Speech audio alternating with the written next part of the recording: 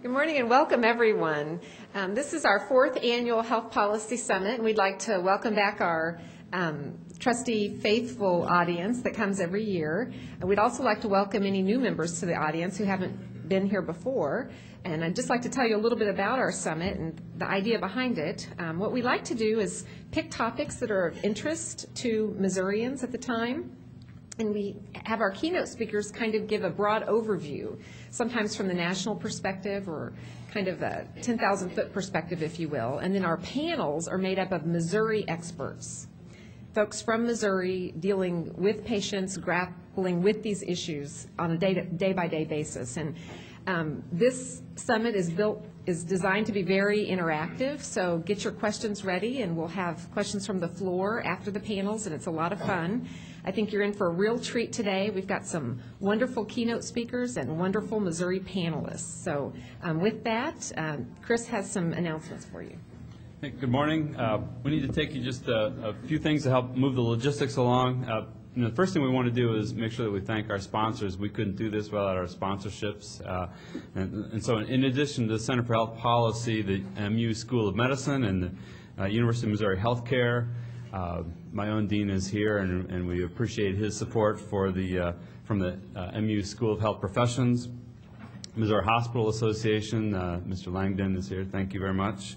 Missouri Foundation for Health, the U.S. Department of Health and Human Services Office of Public Health and Science, Region 7, and the MU School of Social Work. And I think Dr. Sable is here representing social work, so welcome.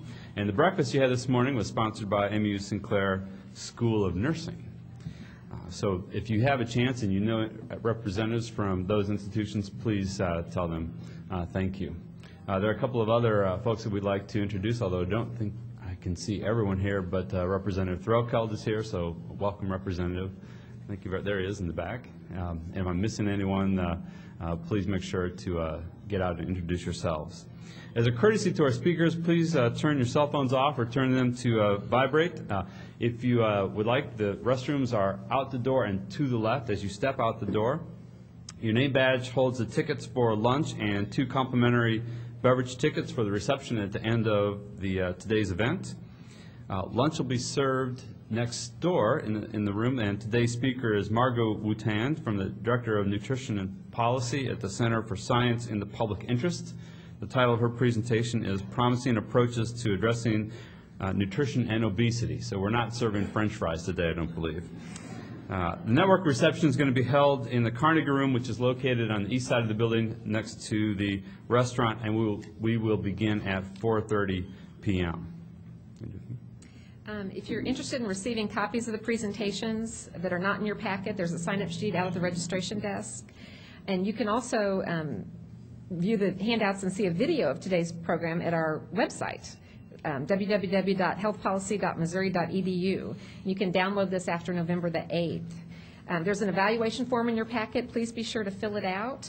Actually, at the end of it, we have some ideas for topics for next year, and we ask you to please circle the ones you're most interested in so we can craft a program to meet your needs. And we'll collect those forms out at the front. If you want CME or CEU credits, be sure and fill out an evaluation so you get that. And if there are social workers in the audience or pharmacists, there are forms at the registration desk that you can fill out and get your continuing education credits. There's no smoking in this hotel, so if you do smoke, I invite you to quit today. And just remember, next year's Policy Summit will be October 26th, right here in this hotel. So with all that said, let's go ahead and get to today's event started. We're very pleased to have our first speaker here, Dr. Ned Colonge. He is the Chief Medical Officer and State Epidemiologist for the Colorado Department of Public Health and Environment. He is an Associate Professor of Family Medicine and Preventive Medicine and Biometrics at the University of Colorado Health Sciences Center. At the Department of Public Health and Environment, Dr. Colonge is responsible for supervision of health-related divisions, which include disease control and environmental epidemiology, health facilities division, health promotion, disease prevention, and prevention intervention services for children and youth. I don't think he has quite enough to do, it looks like. Previous to his appointment at the Department of Public Health and Environment, he was the Chief of Preventive Medicine and Research at Kaiser Permanente in Colorado, where he was responsible for the development, implementation, and evaluation of evidence-based preventive medicine guidelines and preventive programs. He received his MD from the University of Colorado in Denver and his Master's in Public Health from the University of Washington in Seattle. He's board certified in both family medicine and preventive health. And we're so pleased that he's taken the time and energy to come and speak to us today about public health. We have a number of emerging needs in this state, and so today's title of his talk is Interface of Evidence, Politics, and Public Health Policy. Please welcome Ned Colonge.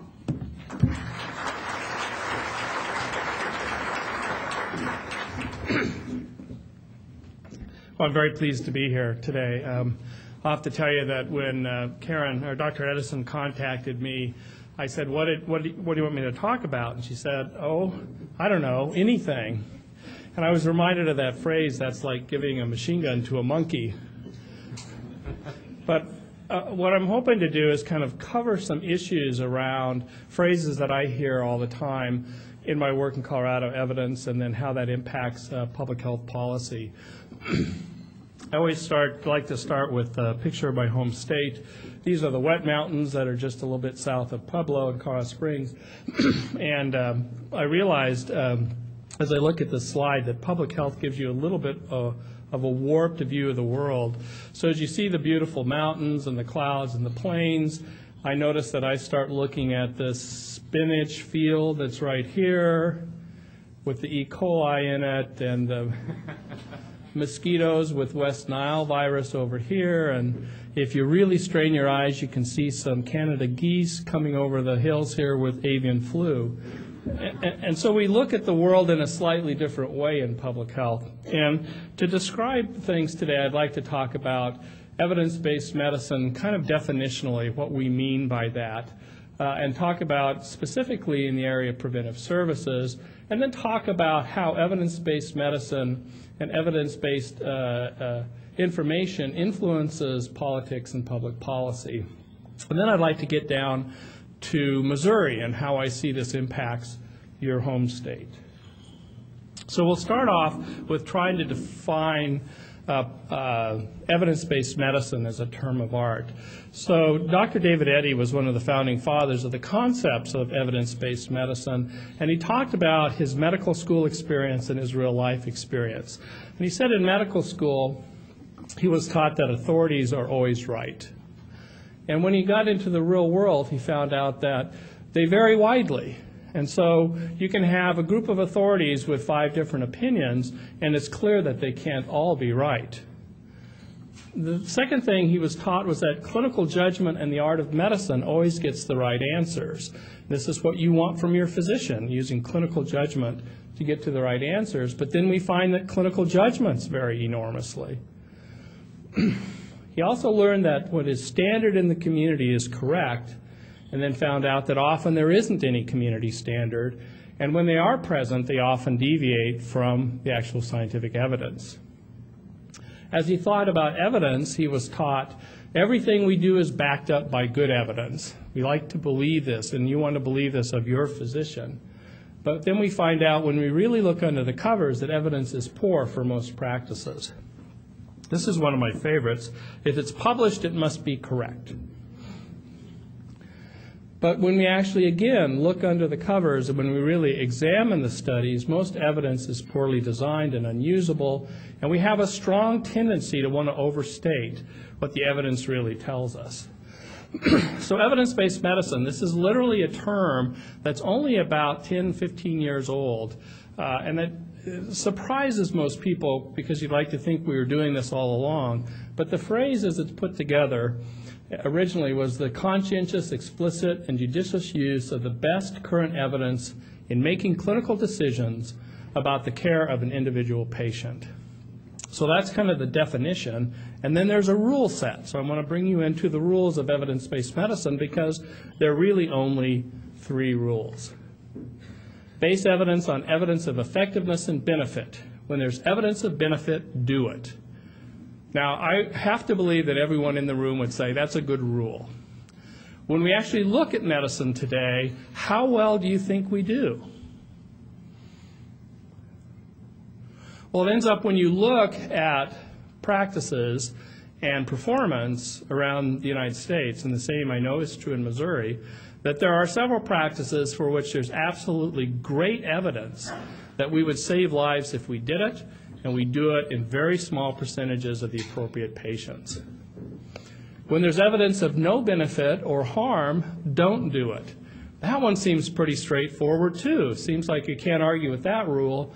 And again, when I say, do you think how well do we do that in medicine, it's not always so great. A great example coming up on the cold and flu season is antibiotic use. So I will guarantee you that there will be literally tens of thousands of people in Missouri who will get antibiotics for viruses for which there is no benefit and there's only the chance of population harm.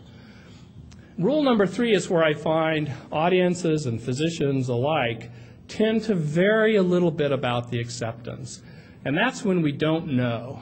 When there's insufficient evidence to determine if there's benefit, be conservative.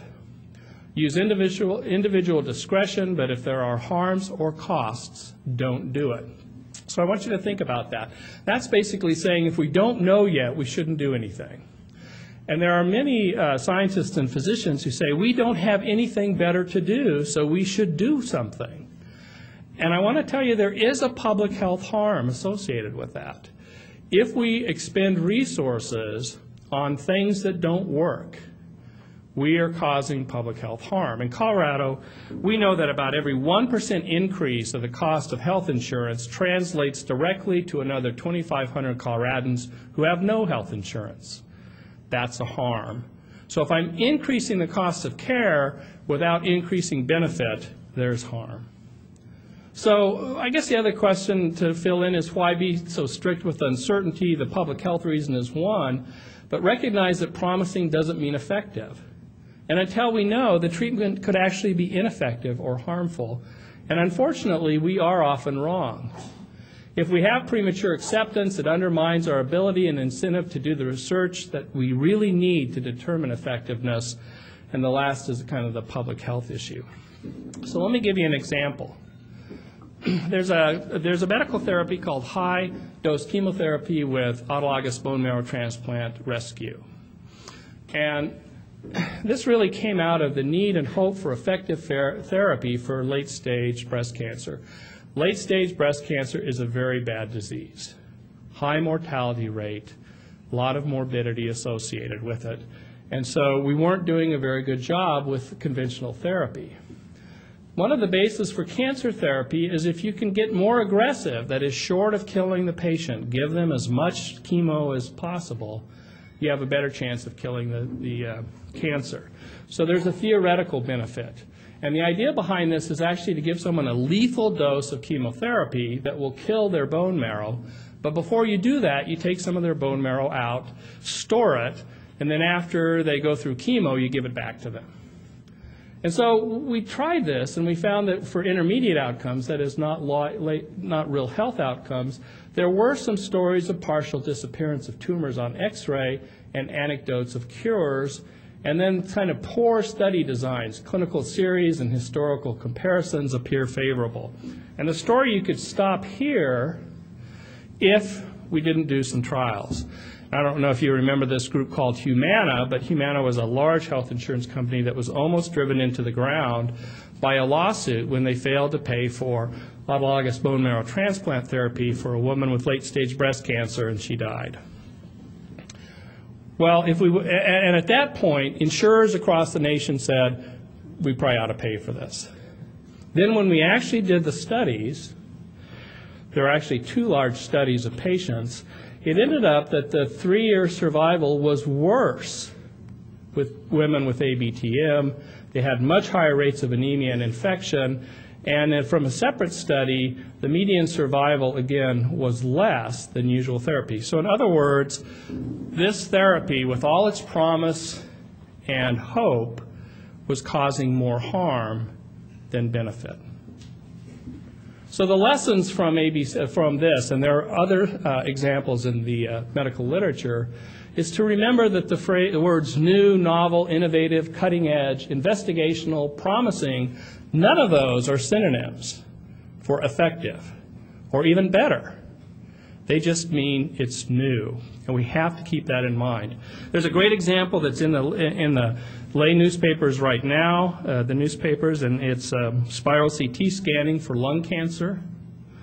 So this is a new, promising, innovative approach to screen for lung cancer.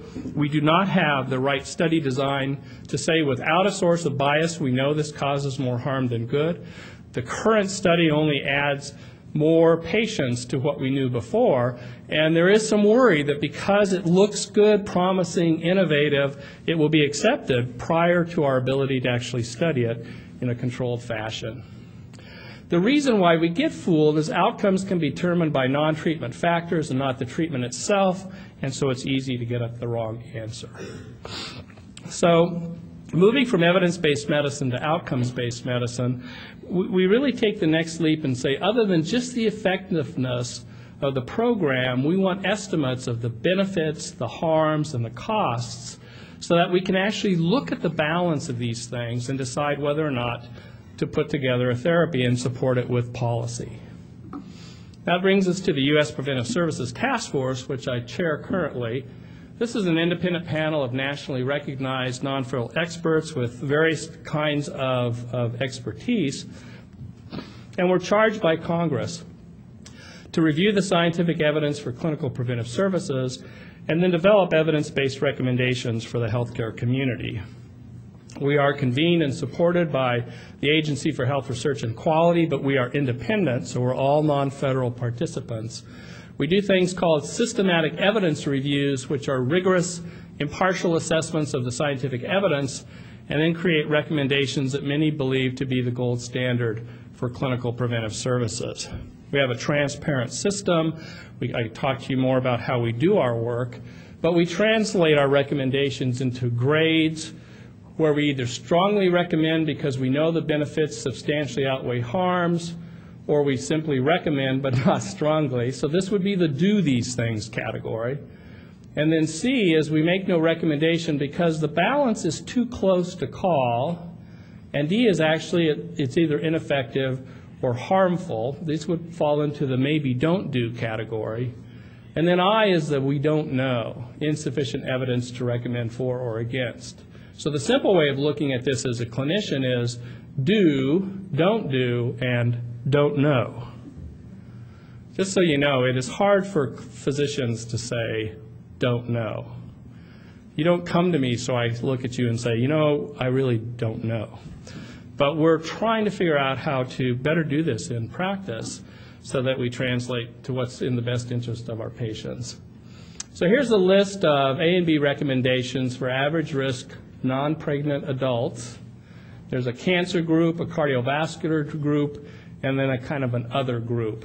So you see the A's and B's cover cervical cancer, colorectal cancer, breast cancer screening. Cardiovascular group include hypertension screening, hyperlipidemia screening, obesity screening, and counseling for tobacco use. And then there are a list of other things: chlamydia, osteoporosis, depression, and alcohol misuse. We have another list for high-risk adults that adds things like abdominal aortic aneurysm screening, aspirin to prevent cardiovascular events in high-risk people, and healthy diet counseling and some other issues. So that's kind of the do list.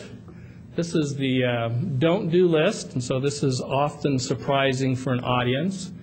We recommend against screening for bladder, testicular, pancreatic, and ovarian cancer because the studies we've looked at have basically said we're making no difference or we are causing more harm than good. Anything else interesting? AAA in women. So here's a recommendation that's really very targeted towards men who smoke between ages 65 and 75.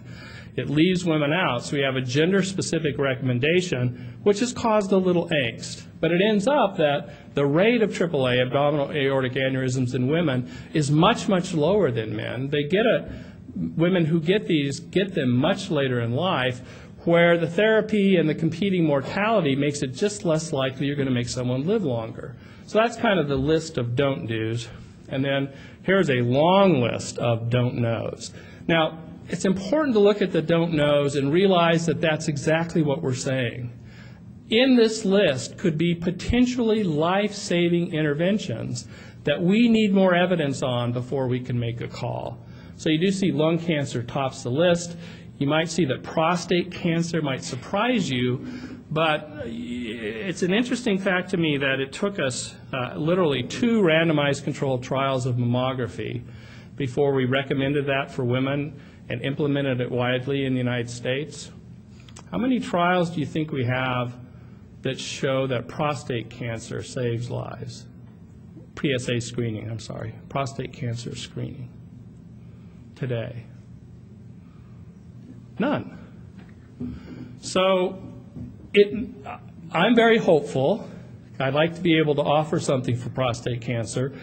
The studies are actually 2 of them that will be published hopefully in the next couple of years, but right now it's on the we don't know list. And it's because this issue of your inability to tell good prostate cancer, indolent, slow-growing, not going to kill you prostate cancer from fast-growing, early metastasizing, deadly prostate cancer. And since the therapies are same for both, and the therapies engage risk, we need a study to balance those out. So that's how we come to evidence-based recommendations. I always tell folks that the task force places an evidence-based stake in the sand. It doesn't mean it's wrong to go beyond that in policy development. It just means that you need to kind of think about why you're doing that. And so what are the kind of non-evidence-based influences on prevention recommendations? Often they're led by local experts or clinical leaders and community standards. And so your experts may inform your community standards, but you already know that neither one of those are necessarily evidence. An expert's opinion is only the sum of his or her practice experience and may not reflect the underlying truth about a disease or condition.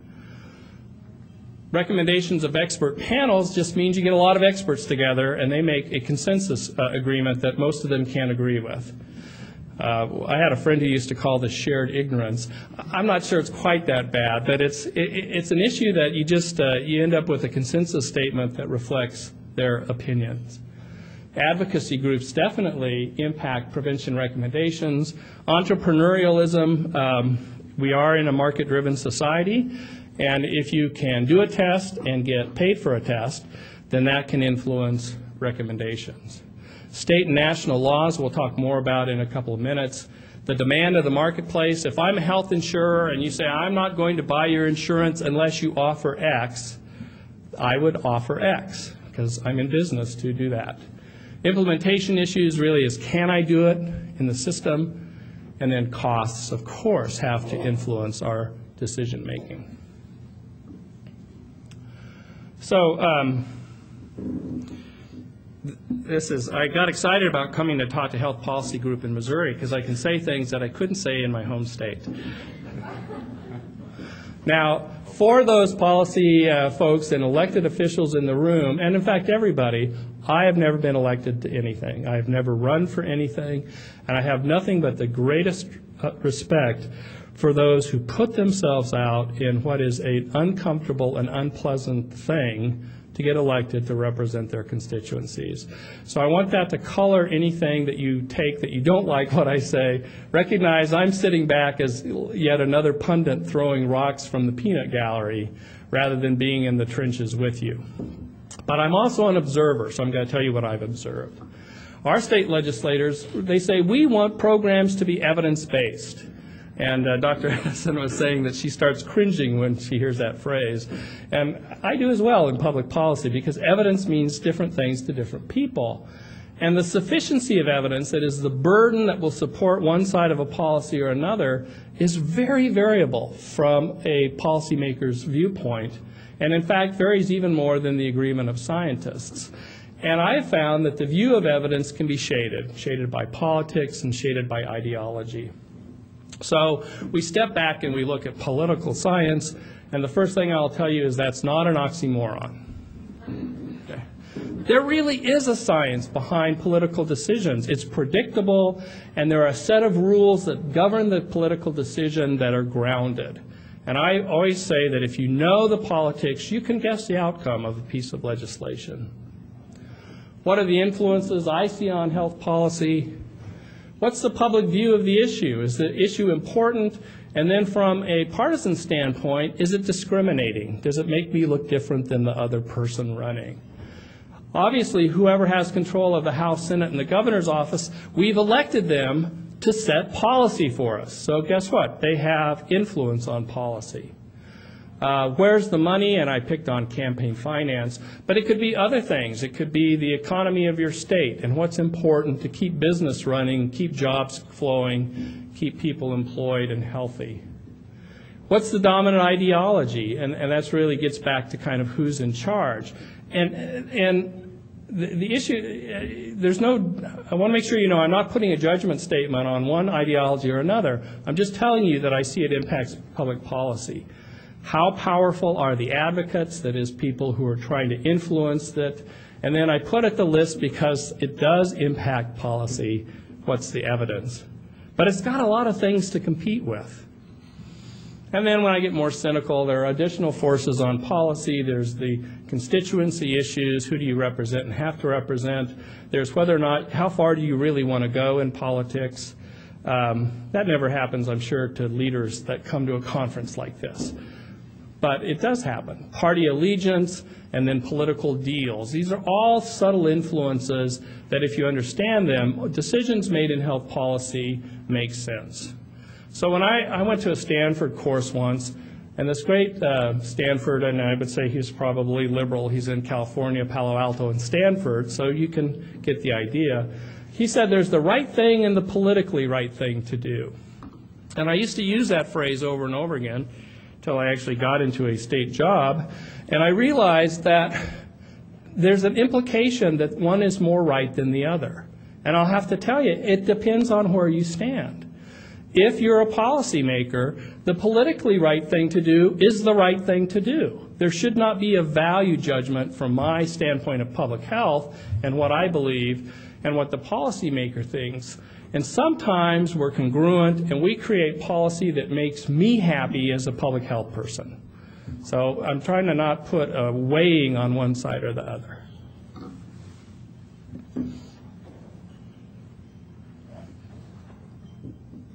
So I wanted to give a couple of examples, and I wanted to pick on one that actually annoys me, but that's okay. Health coverage mandates. We're going to mandate that you have to cover X, Y, or Z. The market's broken. We're going to have to do this. I've always looked at this as potentially low-hanging political fruit because you don't have to spend tax dollars. If you mandate insurance coverage for something, often you're spending somebody else's money, which is a good thing, I think, if you're a politician. Then you can advocate with real people. You can bring a face to your policy, put them in a hearing room, and then who are they testifying against? Insurance companies. This is sounding better all the time because these guys aren't going to come off well. And then it's difficult to prove the market's failed. So you're in this area where you can make a difference, make a policy that's kind of low fruit. Where it's a good example. Tandem mass spectroscopy is this new technology that allows for a very efficient addition of 29 plus tests to screening for heritable newborn disorders. So we're impacting a very vulnerable population. The core set of 29 disorders has been recommended by a group called the American College of Medical Geneticists. It's been okayed by HRSA, so it can be funded, and it's advocated by a pretty good advocacy group, the March of Dimes. You should be saying, what's the evidence? Well, to be honest, there's no little or poor evidence of health benefits for screening more than 1 to 3 of the 29 disorders.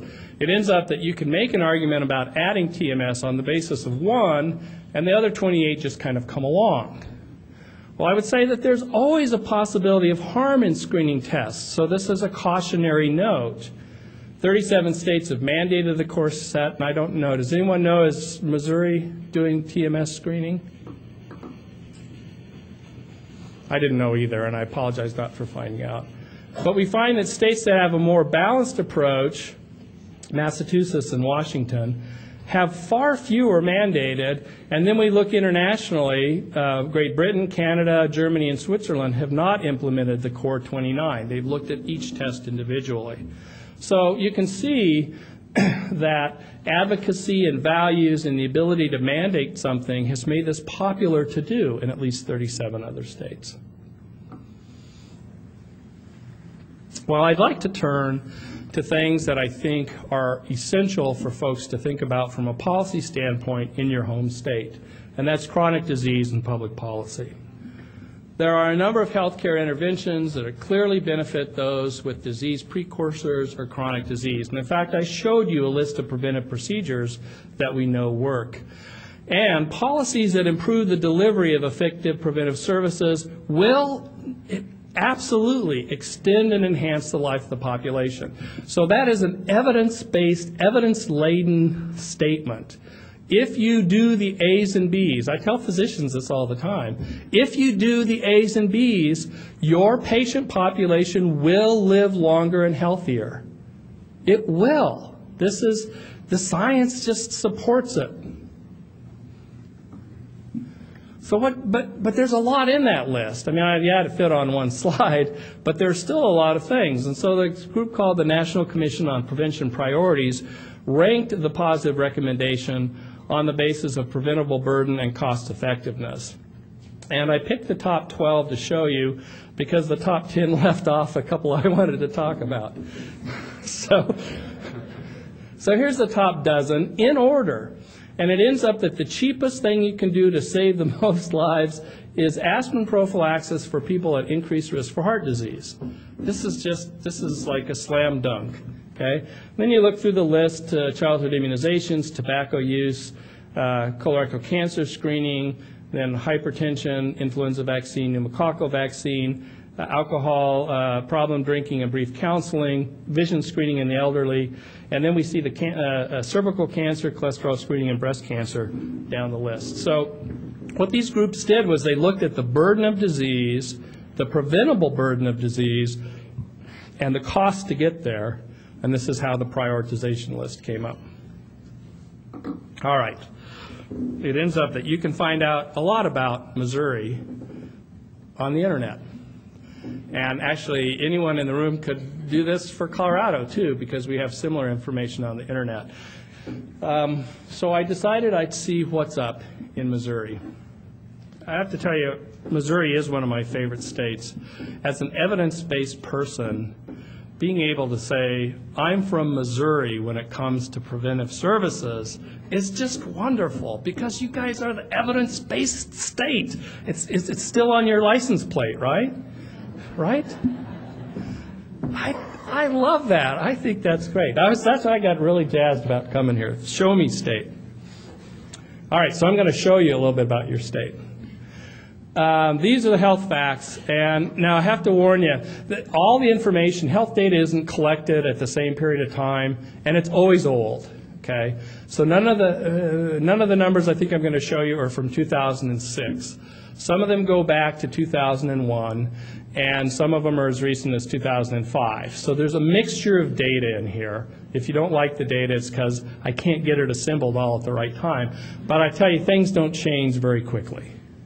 So you have about 55,000 deaths per year, about 17,000 heart disease deaths, 3,800 stroke deaths, 12,550 cancer deaths that are, I just picked the ones I wanted to talk about, and actually the biggest ones. 3,800 lung cancer deaths, 1,200 colorectal cancer deaths, 870 breast cancer deaths, and 85 cervical cancer deaths, okay? Well, what I want to talk to you about is this is your preventable burden. All of these issues here have effective preventive procedures that can positively impact them.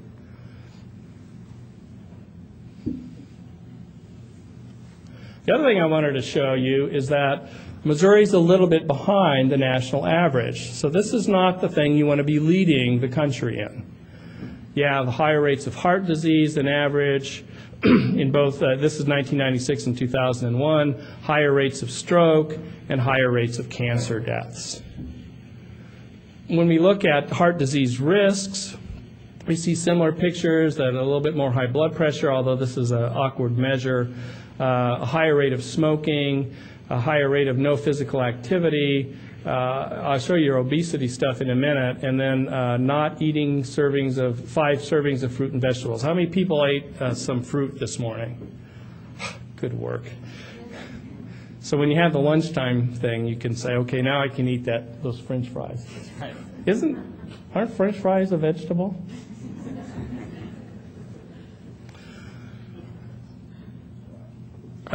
This is not a good slide. This is now, I got to tell you, the last couple of years have been directionally correct. So pat yourselves on the back. At least recently it's going in the right direction. But being above the U.S. average is not good, okay? Because we already smoke too much and you're kind of above the national average. So let's pick on tobacco to start with. All right. Now, I don't want to shock anyone here. But the evidence is pretty good that tobacco is bad, okay? So tobacco is bad. And I'm in the question and answer settings, if you want to talk about that, I'm more than willing to, but it's bad. Anti-smoking interventions decrease the badness, okay? If you get people to stop smoking, badness goes less. And there are 3 interventions that are proven to decrease the tobacco use in the state. Now, there are many other things you can spend money on that supplement these, but these are kind of the big 3. Increase the cost of cigarettes. The only way I think that policymakers have to do that is to tax them. Okay, so increase the cost through taxation. It ends up that smoking initiators, which are mainly young people, teenagers, are cost sensitive. If you increase the cost of cigarettes, you decrease use. Increase the barriers to smoking through non-smoking ordinances.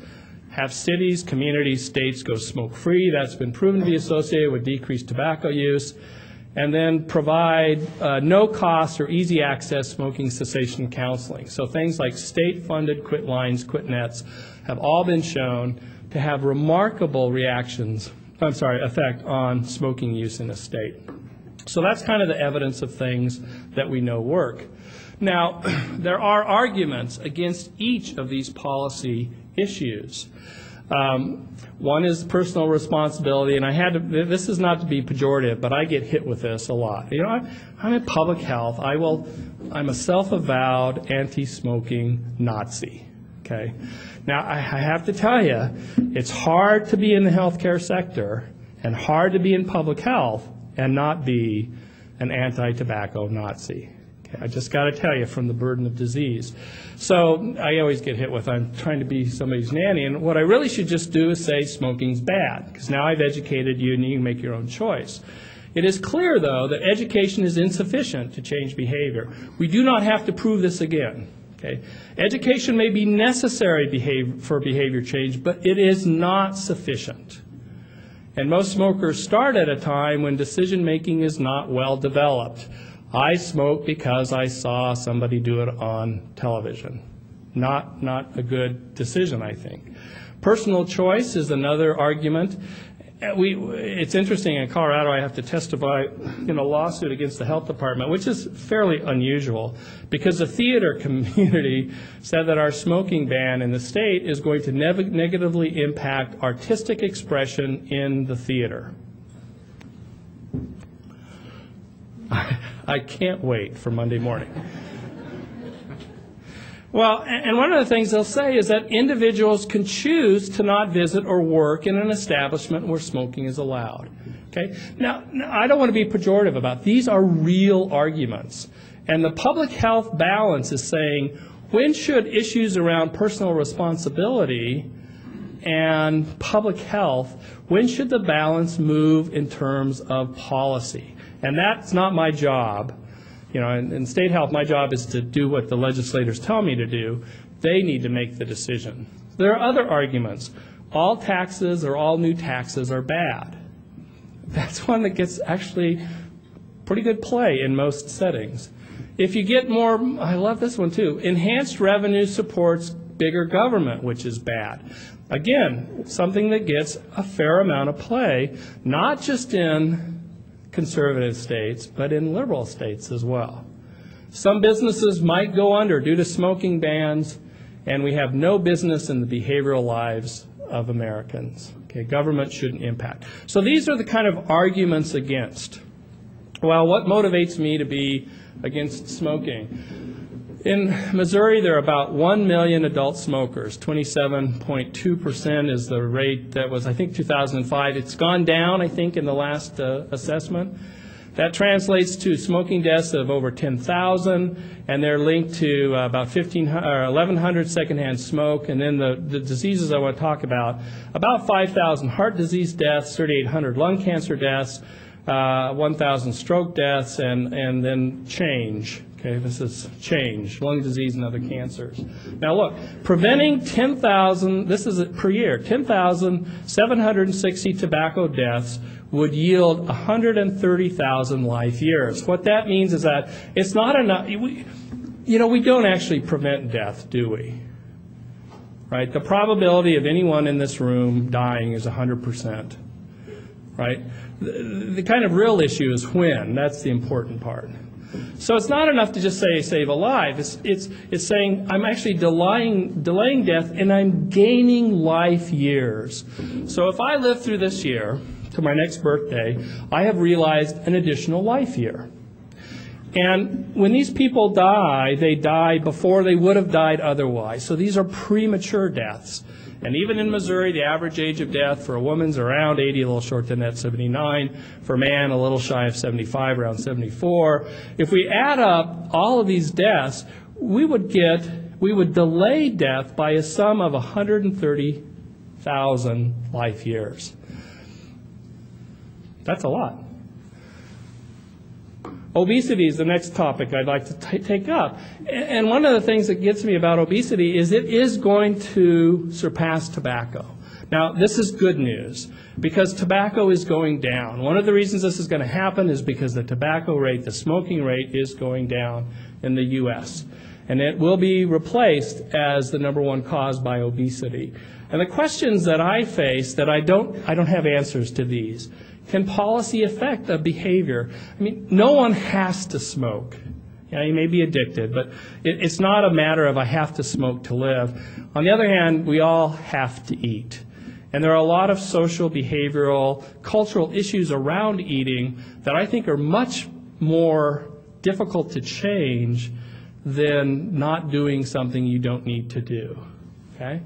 Can policy affect a behavior as hard to impact as physical activity? We're living in a time of commuting, of pushing the limits of our job. I mean, people from outside of the United States look at us like we're crazy because we tend to try to maximize our work time. I would bet there are several people in the room that are guilty of that. And maximizing work time often comes out of things that, like physical activity, that we should be doing. Jim Hill is a researcher at the University of Colorado. He always said that our parents wanted a better life for us. They wanted us not to do physical labor. They wanted us to have plenty to eat. And the obesity problem is just a realization of that American dream.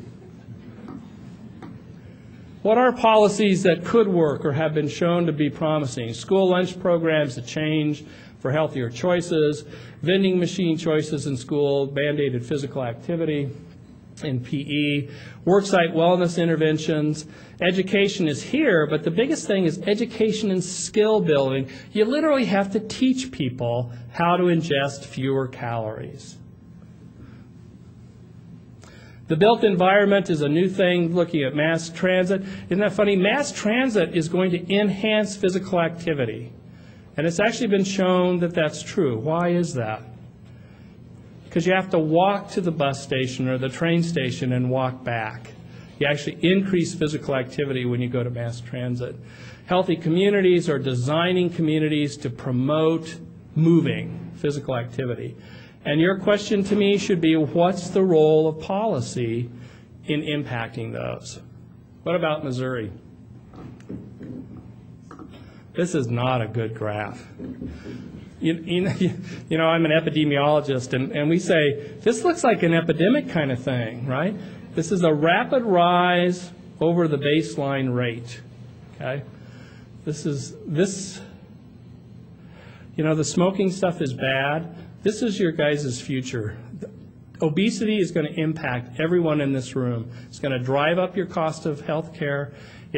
So your insurance rate's going to decrease your personal reimbursement, out-of-pocket take-home pay because of the health thing. It may actually lead you to lose health insurance. I don't know the status of everyone here. This is going to impact everybody. About 1 million Missourians are obese. 23.6% is the rate.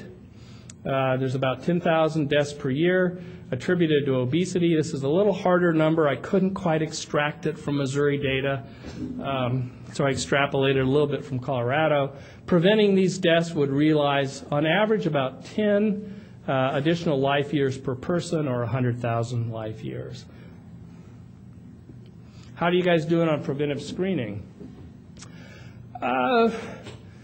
Well, again, this is one of those areas where you don't want to be doing worse than the U.S., and most of these are actually put in the negative way. So didn't have a mammogram in the last 2 years, you're worse than the U.S. Pap smears, colorectal cancer screening.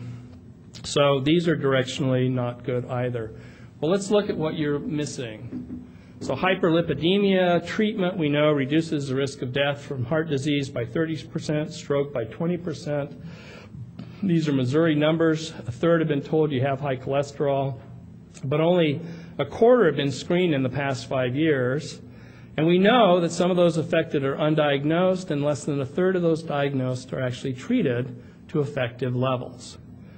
So what you're missing is 4,980 deaths every year, 670 stroke deaths, and about 94,000 life years per year you could realize by doing something that we already know works. Same for hypertension. Numbers are a little bit different. Heart disease 25%, stroke by 40%. A little over a quarter have been told in Missouri they have hypertension.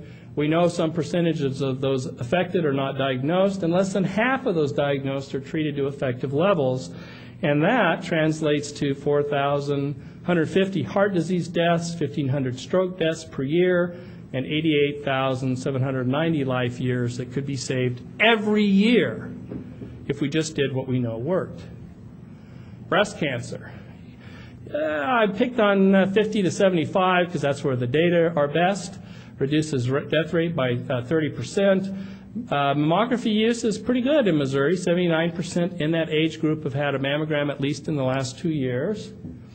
If you could extend it to 100%, you would save an additional 261 lives and gain 5,000 life years every year. And cervical cancer screening, and I had to show this slide because I don't know, there might be if something comes up in the General Assembly this year. Pap smear screening is the champion of screening. No screening test has impacted death rates from a disease more in the history of preventive services than Pap smears. 95% at least decrease in cervical cancer death. It is likely higher than that. When they went into the Netherlands and started screening women every 3 years, they took their death rate, their national death rate from cervical cancer to 0 in 10 years. This is a remarkably good test. Well, we got this new vaccine, right? Have you heard about the new vaccine? Human papillomavirus is what causes cervical cancer. Cervical cancer is a sexually transmitted illness. I don't want that to have bad political connotations. It's just the facts. As the virus causes a cancer, you get the cancer through contact. And the vaccine covers 70% of the strains that cause cervical cancer. 70% is not 95%. Okay? The HPV vaccine will not replace Pap smears. Maybe we can do them less frequently, and we may still save money, but don't get the idea that you don't need Pap smears anymore. This is a real worry of mine. If we replaced Pap smear screening with with HPV vaccine, the death rate from cervical cancer would go up. Okay? So I'm off the soapbox now. I wanted you to know, though, you're looking at 85 cervical deaths per year. This is just 1 year data, so it probably varies between 80 and 90 deaths per year. 85 deaths per year. Screening would prevent 81, that's 95%, gain 1,620 life years. And if we did the vaccine and got 100% of everybody, we would prevent 60 deaths in this group, gaining 1,200 life years. Okay? I'm actually a proponent of the HP vaccine. It's kind of a safety net. It's for those women who don't have access to care and aren't getting pap smear screening, but it does not replace it. How about colorectal cancer screening? Ends up that screening for colorectal cancer is actually better than screening for breast cancer from a standpoint of saving lives. You can decrease the risk by 50 to 60%. Only less than half of people in Missouri have ever been screened, people who should be screened. So you'd save 750 lives and gain 11,000 life years. All right, so this is what we're going to kind of lead into your questions. Here is the preventable burden of death, of life years lost in Missouri. And these are literally life years left on the table every year because we are not implementing things that we know work. Before you get all caught up on cost, I have to tell you that everything I've showed you falls under the adjective cost effective. Every life year that I showed you costs less than $75,000 to save that life year. We think somewhere around $40,000 to $75,000 per year of life saved is cost effective. I didn't come up with that number. I actually don't even know if it's right. I'm just telling you where we're at. So everything I showed you is cost effective. You remember that tobacco stuff I showed you? That's cost beneficial. They've shown that every dollar they spend in California on anti-tobacco policies and procedures and treatments, they gain $3 in averted smoking-related illnesses paid for by state dollars, not federal. State dollars, 1 to 3.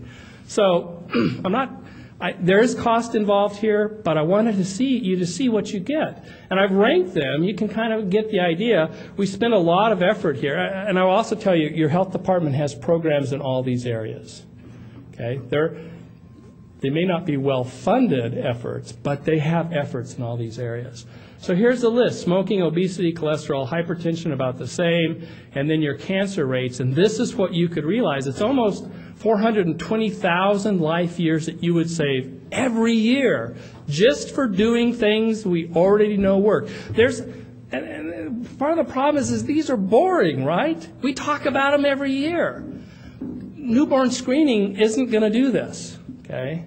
HPV vaccine is going to impact somewhere down here, but think about what you're leaving on the table. And as policymakers and health professionals, advocates, and groups looking at saying, I want people in Missouri, to die young as seldom as possible, okay? Or to live as long and healthy as possible, these are the things that will drive the most benefit. So I'll conclude. I'll say that science and evidence adheres to a set of rules, and our rules are independent of politics, ideology, and the market. At least we try to keep them that way. There's subtle influences, but we try. Policy, on the other hand, also adheres to a set of rules that is informed by science, not necessarily driven, but informed by science, and not governed by these inputs. There are potential years of life lost in the U.S. that we know are impacted by our rules, political science, and the decisions that we make. And I think policymakers face the challenge of deciding whether the benefit of not doing something is worth the cost of life years, or the benefit in terms of life years saved is worth the cost. So I hope I've given you a little food for thought, and I'd love to answer some questions.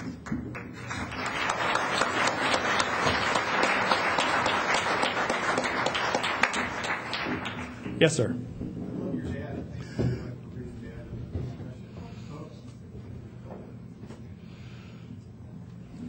I love your data, and I thank you for bringing data to the discussion, but I'd like to be a little provocative in my question. Your final comment was this keeps people from dying young. The causes you've identified primarily keep people from dying in their 50s, and I'm just about to turn 50, so I do believe that's young. But if we were to take it back a couple decades, the major causes of death are accidents and suicide. You've said nothing about mental illness and suicide. You've said nothing about substance abuse, the major driver of accidental deaths. This is very common in public health discussions to be completely silent on these issues, in spite of the fact that 44% of all the cigarettes smoked are smoked by people with mental illness, and people with mental illness die 25 years young. Could you comment? Well, I don't think you're provocative at all. I think I think if you get back to the slide that I shared with you of the A's and B's, you would have seen alcohol misuse and depression, both on those areas. And those are two that we have the most information about. Not that there aren't other important illnesses or important substances. We're right in the middle of a political thing. We've got a ballot initiative to legalize marijuana statewide. And the arguments are always, well, it's better than alcohol. And I'm not in Colorado. I'm not spending state dollars on a statewide initiative. I'm just telling you that the biggest issue to me is, do we need another alcohol out there? Another legal substance that we know impairs judgment, that now is legal. So it's not comparing one or the other. To me, it's all additional. But you're right. I think we often overlook mental health. It's always suffered from the issue in politics. It's always the last thing to be decided on, to come to the table. It always gets short-shrifted, and it is the part of health care that is underfunded compared to everything else. So I can't disagree with you. I chose to focus on the things where the link to life years were most direct, and the interventions had the biggest demonstrated bang. However, even saying that, what you gain from depression screening and treatment, what you gain from alcohol assessment and brief intervention are huge. And remember, tobacco is just another substance of abuse. So I think it's a great comment, and I don't disagree with you. Yes, sir.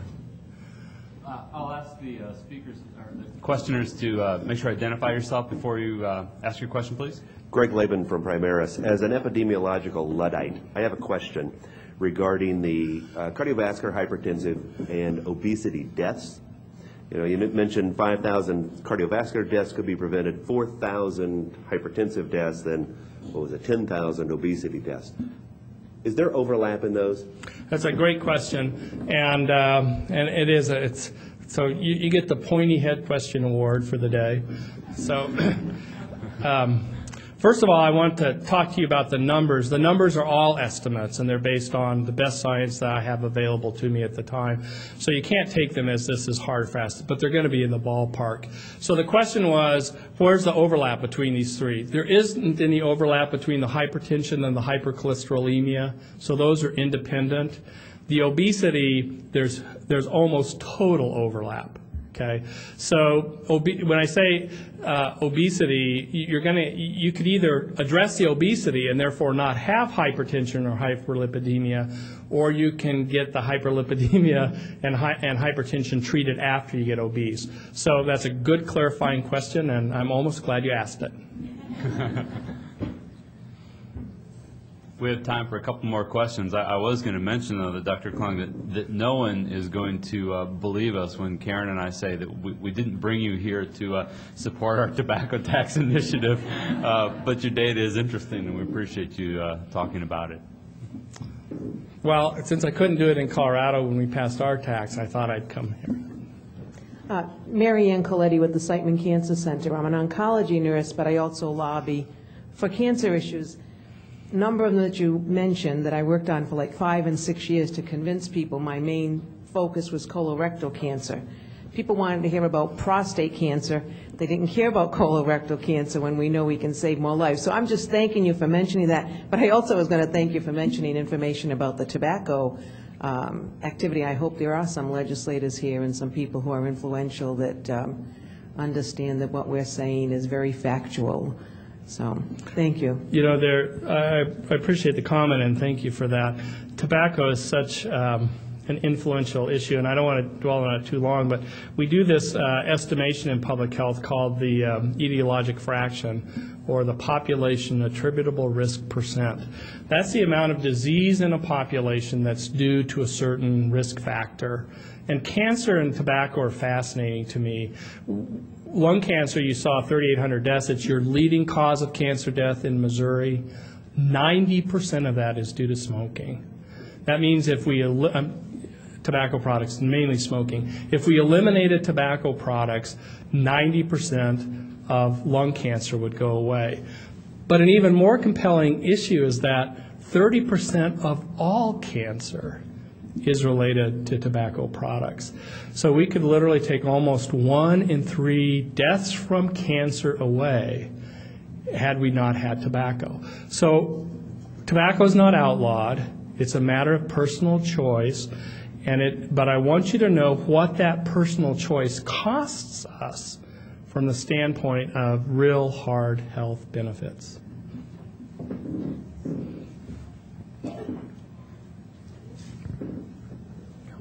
I want to thank you for the talk. I enjoyed it very much. I've preached the sermon myself. I'm a physician from Kansas City.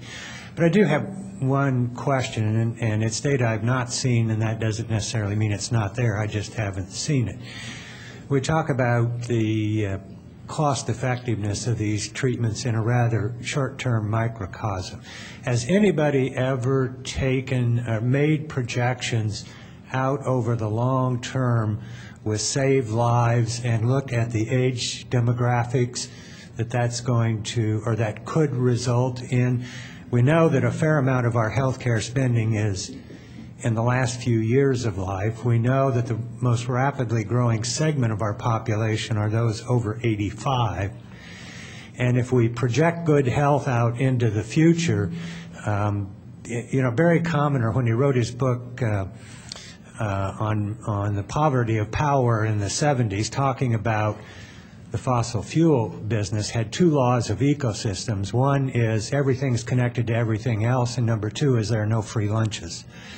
And I suspect that's the case with good health also, is that somewhere down the road we're going to have to engage ourselves in the result of prolonging lives even further. Has anybody projected that out on what the societal cost would be down the road? And the answer is yes. So remember I talked about the fact that we don't actually prevent death, we only delay it. And the question gets to the fact that we will create more older people with effective preventive services. That's the good side. The downside is that we'll have more older people that we have to figure out how our current system is going to support. I'll give you 2 data points. The UK did a study on smoking. The UK is unique in multiple ways, but one of the ways is they provide both the healthcare system and the pension system. Okay, so they're the provider and the Social Security at the same time. They did an analysis and said, you know what, we can get people to stop smoking. We could actually do effective policies, but all these people would then live longer, and we wouldn't be able to afford the pensions.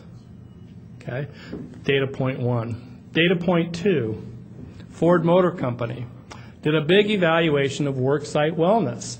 They said we could do exercise programs, smoking cessation programs, on-site hypertension screening, on and on and on. And they did the same analysis and said the pensions would break the company. Okay, so we are trading one problem for a different problem, and my kind of value is in one side of the equation, and I will admit that. There is one theory that we preventionists hold up as our saving grace that I hope resonates with clinical medicine, and this is the idea of the compression of mortality. Once you get, I don't know if there's anyone 85 in the room, once you hit 85, things wear out. I'm trying to set the age far enough ahead so I don't make anybody nervous. I'm not getting older, I'm just maturing. There's a certain point where the mature organs just don't work as well, and actually your ability to recover from anything goes way down. And the idea is that you actually die in a shorter time frame with less resource consumption if we can push people into those older age groups healthy. Then we will spend more money on them if they have chronic illnesses that we have to spread their death, their demise, their decrease over multiple years. So compression of mortality has not been proven. It continues to be held out as this thing that we hope comes together. I think we are going to have to look at age of retirement. I think that's going to be a critical issue, because if you're healthier and you want to work, you probably should, and people could. I think that's another issue, but this is the other side to the policy equation. People will live longer. You don't do prevention to save money other than tobacco control, okay? You do prevention because it works. And I would like to have that problem to have to face as a policymaker. But it's an outstanding question.